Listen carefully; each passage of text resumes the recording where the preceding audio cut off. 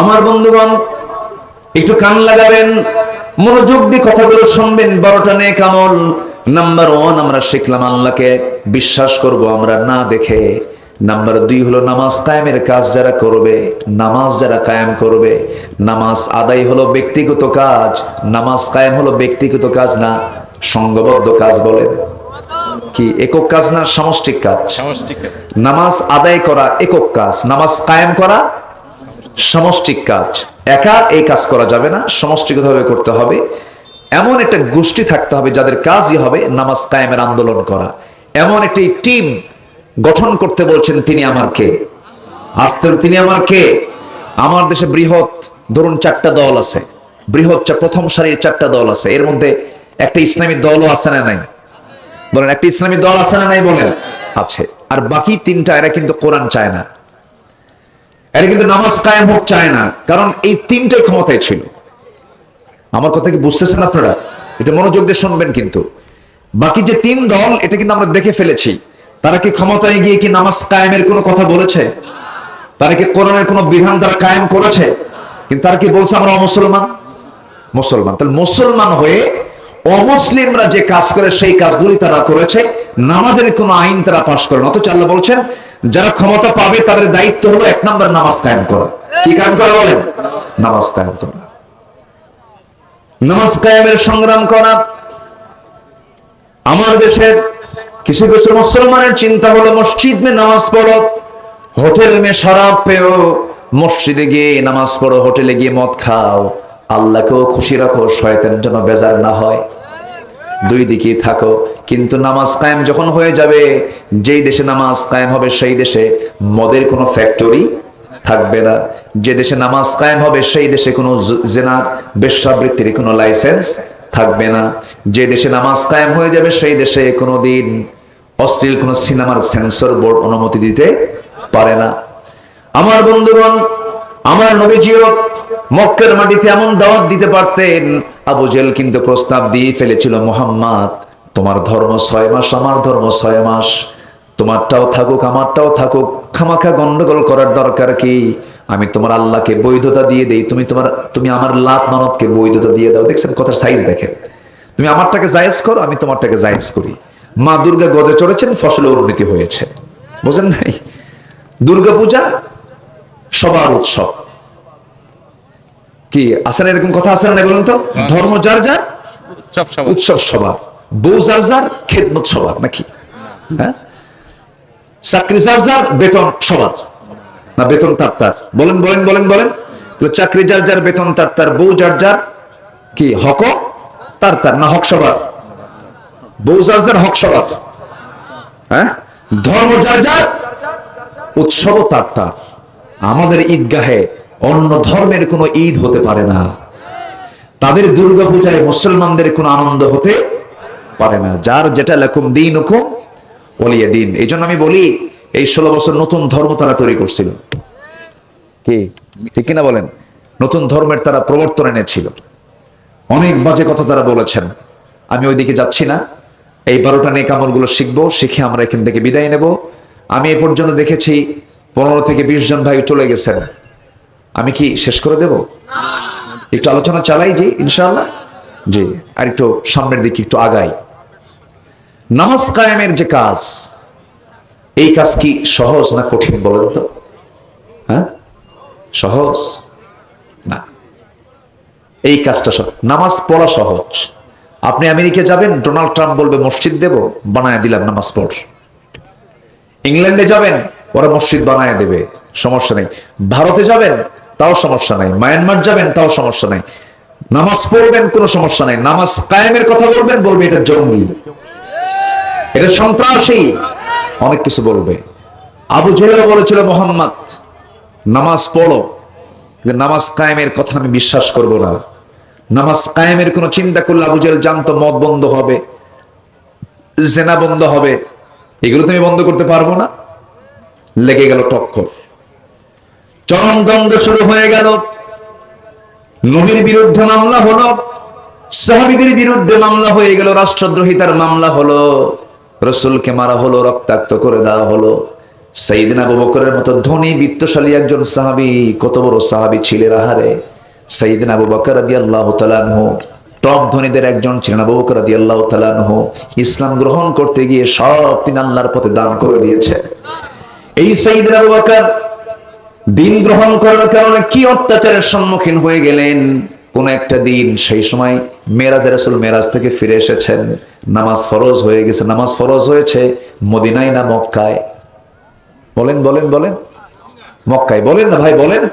মক্কায়। আর রোজা ফরজ হয়েছে কোথায়? মদিনায়। বলেন কোথায়? মদিনায়। এগুলো আমাদের একটু জানা দরকার, সবার এগুলো সাধারণ জ্ঞান, এগুলো জানা উচিত, জানতে হবে। আমাদের শিক্ষা সিলেবাসে তো প্রচুর ভুল ছিল। এই 16 বছরে শিক্ষা সিলেবাস উল্টা পাল্টা বানাইছিল। দিল্লি যা কয় এরা তাই কয়, এগুলো করেছিল। এগুলোকে আমরা আমূল ভাবে সাজায় ফেলবো। জোরে বলি ইনশাআল্লাহ, আর জোরে বলি ইনশাআল্লাহ। নামাজ ফরজ হয়েছে কোথায়? মক্কায়। আর রোজা ফরজ হয়েছে কোথায়? মদিনায়। আমার বন্ধুগণ, নামাজের জন্য সাইয়েদনা আবু বকর রাদিয়াল্লাহু তাআলা আনহু মসজিদে হারামের মধ্যে ঢুকে গেলেন। কাবার দরজার সামনে গিয়ে দাঁড়াবেন, নামাজ শুরু করবেন। এমন সময় অথবা সাইবা, মুগিরা, ওয়ালিদ, বড় বড় কাট্টা কাট্টা কাফের, এই ধনাঢ্য শ্রেণীর একজন আবু বকর একে পাকড়াও করে ফেললো, থাপ্পড় মেরে জমিনে ফেলে দিল। মারতে মারতে রক্তাক্ত করে জমিনে ফেলে দিয়া নাকের উপরে কাঠের জুতা চাপায়া ধরলো। খরম জুতো চাপায়া ধরে নাকটা বচা করে দিল। সেন্সলেস হয়ে পড়ে থাকলেন সাইয়েদনা আবু বকর রাদিয়াল্লাহু তাআলা আনহু। তারা নিশ্চিত হতে পেরেছে যে মনে হয় আবু বকর মারাই গেছে। কিছুক্ষণ পর তার সেন্সটা ফিরল। সেন্স ফেরার সঙ্গে সঙ্গে মনে মনে ভাবলেন, আহারে আমার জীবন চলে যায়, চলে যাক, কিন্তু রাসূলকে তো আর মেরে ফেলবে মনে হয়। হুঁশ ফেরত আসার সঙ্গে সঙ্গে নিজের বাড়ির দিকে রওনা না দিয়া, নিজের সেফটির দিকে না তাকায়া সোজা নবীর দিকে চলে গেলেন। দরজায় গিয়ে নক করে বলেছেন, ইয়া রাসূলুল্লাহ, দরজা খুলুন। নবীজি ভোর সকালে দরজা খুললেন। রক্তাক্ত চেহারা দেখে রাসূল বলেন, ইন্না লিল্লাহ। আবু বকর তোমার এমন অবস্থা করলো কি হুজুর? অবস্থা ভালো না। চোরাগুপ্ত হামলা শুরু হয়ে গেছে। আপনাকে তারা মেরে ফেলার জন্য আপনার বাড়িতে তারা হামলা করবে। আমার মন বলছে আপনি দেরি করবেন না, চলুন আমরা এখান থেকে বের হয়ে চলে যাই। রক্তাক্ত নাক নিয়া, খালি পেট নিয়া, ওই রক্তাক্ত বডি নিয়া রাসূলকে সেই জায়গা থেকে বের হলেন। রাসূল বলছেন, আবু বকর তোমার চেহারা দেখে মনে হচ্ছে তুমি রক্ত শূন্যতায় ভুগতেছো, দেখি কি করা যায়। আমার নবীজি মক্কার বাইরের সাইড চলে গেলেন। মরু অঞ্চলে চলে গিয়ে তিনি খুঁজতেছেন, দেখি কোথায় উটের পাল পাওয়া যায়, সেখানে কোথায় ছাগল পাল পাওয়া যায়, দুম্বার পাল পাওয়া যায়। কিচ্ছু পেলেন না। ছোট্ট একটা ছাগল পাল পেলেন। ছাগল পাল দেখে ছাগলওয়ালার সেখানে রাখালকে ডাক দিলেন, রাখাল একটা ছাগি দেবে নাকি? কেন, কি করবেন আপনি? যদি তুমি আমাকে ছাগিটা দিতে পারো, আমি ছাগিটার দুধ দহন করব। আমার প্রাণ প্রিয় বন্ধু, বাল্য জীবনের বন্ধু আমার আবু বকর রক্ত শূন্যতায় ভুগতেছে, মরে যাবে সে না পান করলে পরে। দাও একটু, আমাকে একটা ছাগি দাও না। রাখাল বলছে, আমাকে মাফ করবেন, আমি আপনাকে ছাগি দিতে পারবো না, কারণ ছাগির মালিক তো আমি নই, আমি হলাম রাখাল। আমানতের খেয়ানত হয়ে যাবে।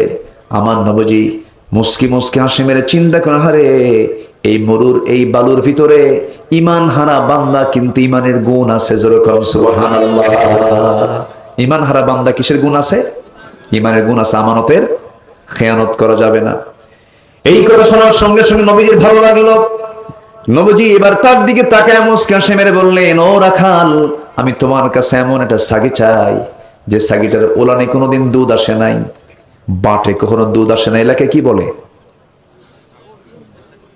কি বাট বলে না ওলান কয়? কিছুই কয় না রে। বাটো কয়, ওলান কয়। আপনাদের সাতক্ষীরা তো সহি ভাষা বলি, আলহামদুলিল্লাহ। অনেক সুন্দর ভাষা, আপনারা কথা বলতে পারেন। ভাত খেয়ে যাবেন বলো না, বলো বলে নাকি এলাকায় বলে না? হ্যাঁ, সব কথার শেষে সেদিন 20 রাকাত না 8 রাকাত, নূর না মাটি, এগুলো বিভিন্ন প্রশ্নগুলো করেন। তো আমার তো সেরকম এলেম নাই, আমি সে জবাবগুলো আমি দিতেও পারবো না। যতটুকু আজকে হলো আমরা বলি না ভাই আলহামদুলিল্লাহ, আলহামদুলিল্লাহ বলেন। আচ্ছা, 12টা কাজ।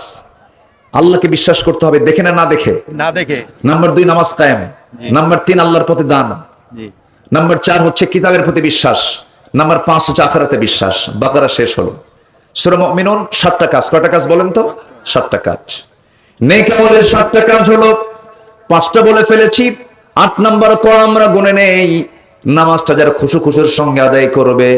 নাম্বার 9 হলো যারা জিহবাকে সংযত করবে। আনিল লাগবি মুআরিদুন, বাজে কথা যারা মুখ থেকে বের করবে না। কুলু লিন্নাসি হুসনা। নাম্বার 10 হলো লজ্জা যারা যাকাতটা ঠিকমতো আদায় করবে। নাম্বার 11 হলো কি 6 থেকে হবে, হ্যাঁ নাম্বার 6 না? নাম্বার 6 হলো নামাজটা খুশুর সঙ্গে যারা আদায় করবে। নাম্বার 7 হলো যারা বেহুদা কথা মুখ থেকে বের করবে না। নাম্বার 8 হলো যারা যাকাতটা ঠিকমতো আদায় করবে। নাম্বার 9 হলো যারা লজ্জাস্থানের যারা হেফাজত করবে। আল্লাযীনা হুম লিফুরুজিহিম হাফিজুন। নাম্বার 10 হলো যারা ওয়াদা ঠিক রাখবে, ওয়াদা যাদের ভঙ্গ হবে না। নাম্বার 11 হলো যারা আমানত কখনো ভঙ্গ করবে না। রাষ্ট্র ক্ষমতা আমানত, পরিবারের হাতে নেওয়া আমানত, চাকরি একটা আমানত, ব্যবসা একটা আমানত। এই যে মাহফিলের দায়িত্ব নিয়ে মাহফিল এসেছে, এটাও কি আমানত।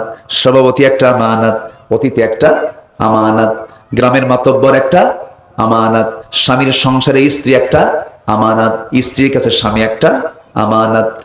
নাম্বার 11 হলো, নাম্বার 12 হলো আল্লাহ রাব্বুল আলামিন নামাজটাকে এত গুরুত্ব দিয়েছেন। এই 12টার মধ্যে নামাজ বলেছেন 3 বার। শুরু করেছেন সূরা মুমিনুনের নামাজ দিয়ে, শেষ করেছেন নামাজ দিয়ে। ওই সমস্ত ব্যক্তিগুলো বড় সফল।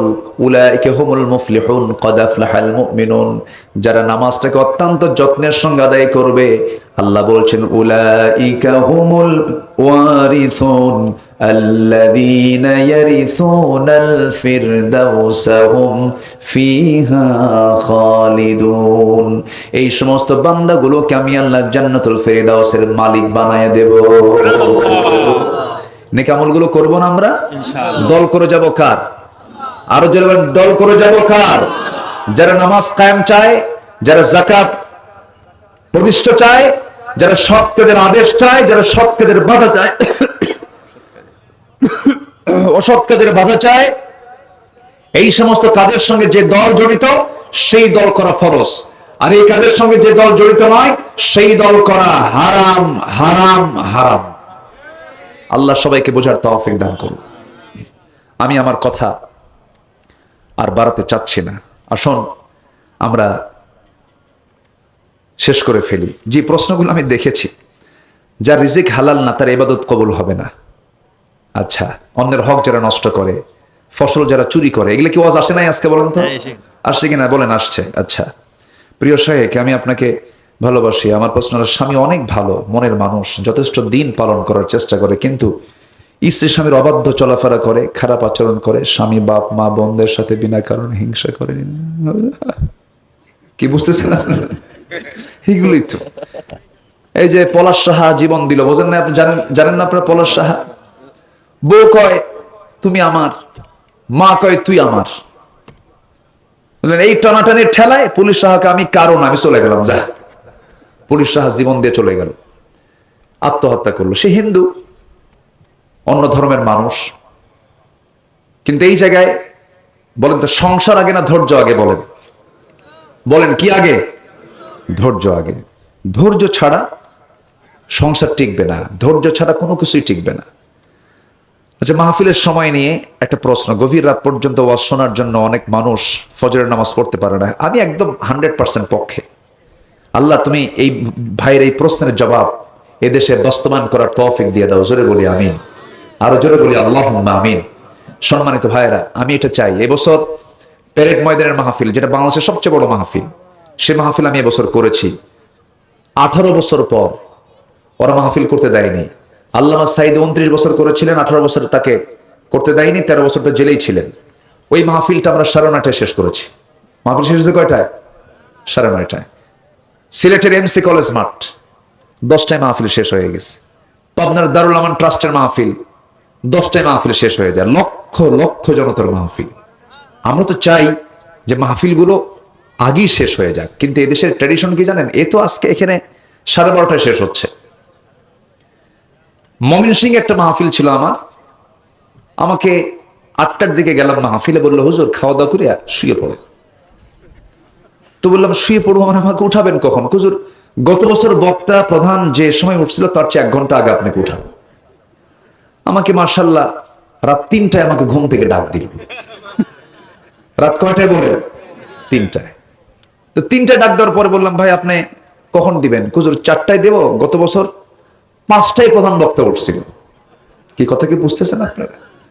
5টায় কেন উঠলো? উনি ফজর পর্যন্ত দোয়া করবেন, এটা হচ্ছে মানে ওদের উদ্দেশ্য। প্রধান বক্তাকে নিয়ে আসছি, প্রধান বক্তার দায়িত্ব হচ্ছে শেষে দোয়া করে দেওয়া। এই এক একটা এলাকার এক একটা ট্র্যাডিশন কাজ করে। এখন এই যে বলতেছে গভীর রাত পর্যন্ত মাহফিল করে, ওরা আবার যুক্তি দেয় হুজুর আমরা তো বাড়িতে যেতেই দেবো না, নামাজ পড়ে আর ছাড়বো, এই জন্য গোটা রাতি মাহফিল করেন। এখন কোন দিকে যাবেন আপনি? এরকম আছে না মাহফিল? সাতক্ষীরা তো আছে, তো সাতক্ষীরা দরবারে কিছু মাহফিল আছে কিন্তু গোটা রাত মাহফিল চলে। ওই যে আমিনিয়া, সিদ্দিকিয়া, আগরদারি মাদ্রাসা, তারপর আরো বহু মাদ্রাসা আছে, বহু জায়গা আছে যেগুলোতে গোটা রাত ব্যাপী মাহফিল হয়। তো এই কালচার, এটা চেঞ্জ আমিও চাই হোক। যারা প্রশ্নগুলো করেছেন অত্যন্ত মুআদ্দাব প্রশ্ন করেছেন। আমি ভাবলাম যে কোনো ফিতনা আছে কিনা, কোনো ফিতনা জাতীয় কোনো প্রশ্ন নাই। আলহামদুলিল্লাহ, আমি সবার কাছে দোয়া চাই, সবাইকে আমার জন্য দোয়া করবেন। হ্যাঁ, যুবক ভাইদের জন্য আমার জন্য সবাই দোয়া করবেন। আমি জানেন আমি আজকে খুবই আনন্দিত, আপনারা আমাকে আমার সাথে থেকে আমাকে সহযোগিতা করেছেন, আমাকে সম্মান দিয়েছেন, আমাকে ইজ্জত দিয়েছেন। কেউ ওঠেন নাই, কেউ মনোযোগ দিয়ে, একজন ব্যক্তিও নাই যে শোনেন নাই, সবাই মনোযোগ দিয়ে সুন্দর করে আলোচনাগুলো শুনেছেন। আমি কৃতজ্ঞ আপনার কাছে। আমার তো মনে হয় আল্লামা সাঈদীকে এদেশের সকল হিন্দু ভাইরাও ভালোবাসেন। জি জি, মুসলিম বাদই দিলাম, খালি ওদের দিল্লি যে বসে আছে ওটা ছাড়া। আল্লাহ যে তারে কি দিয়ে বানাইছে, নমরুদের কিছু জান ছিল, ফেরাউনের কিছু চরিত্র ছিল, ওদিকে আবু জেহেলের কিছু ছিল, সবগুলো মিলে আল্লাহ পাক এটা বানাইছে। বুঝলে? এমন কোন নোংরামি নাই যা তার মধ্যে ছিল না, এমন কোন নোংরামি নাই। সে মানুষকে খুন করে নাচত, জানেন, উন্মাদ হতো। পিতার হত্যার প্রতিশোধকে বাস্তবায়ন করতে গিয়ে মিডিয়াতে এসেছে, সে নিজে জব করছে। মানুষ এত পাষাণ হয়। তাকে সাংবাদিক প্রশ্ন করেছে, আপনি ওই যে ওই সময় কেয়ারটেকার গভর্নমেন্ট ছিল, মঈনুদ্দিন ফখরুদ্দিনের নাম বলে, তাকে প্রশ্ন করেছে আপনি ভিতরে যে জেল খাটলেন 2 বছর, কেমন করে সময় কাটাইছেন? সিনেমা দেখতাম। কোন সিনেমা? যেটা বেশি হিট, যেটা বেশি মারামারি, সেই সিনেমা দেখতে আমার খুব পছন্দ হতো। চিন্তা করেন, তার রুচি দেখেন। আল্লামা সাঈদীর গায়ে হাত দেওয়া মানে কি? চিন্তা করেন। আজিজুল হক রাহিমাহুল্লাহর গায়ে হাত দেওয়া মানে কি?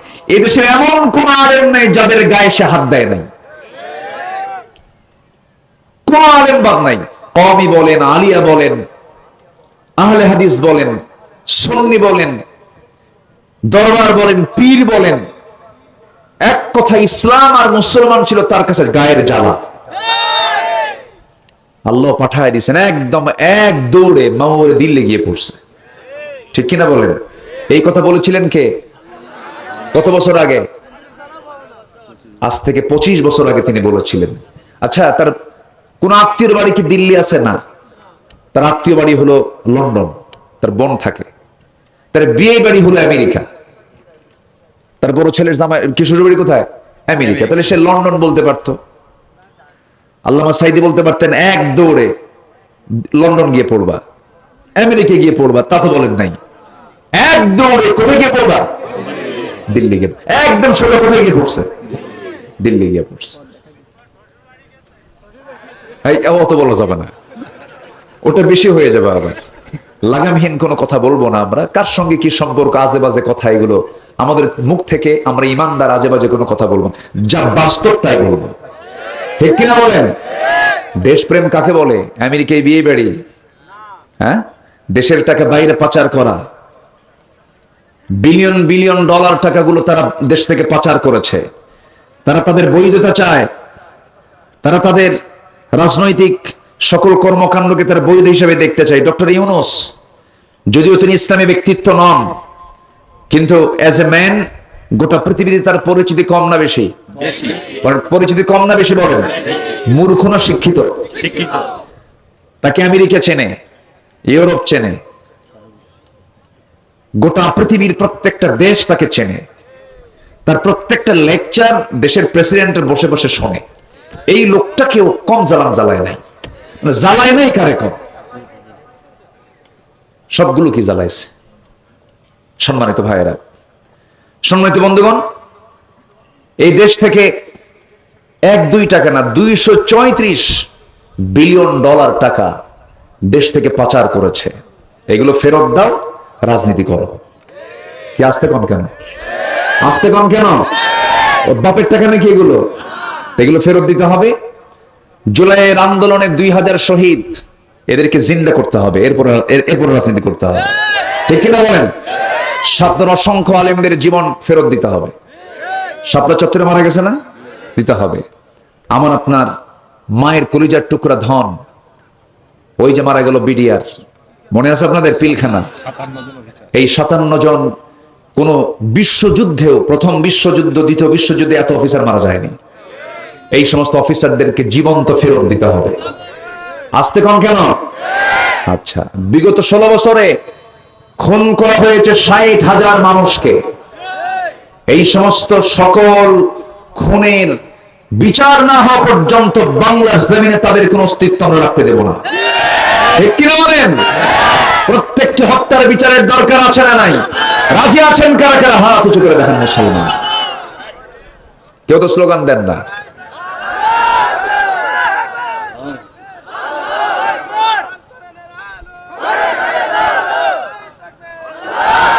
আল্লাহ কবুল করুন, জোরে বলে আমিন।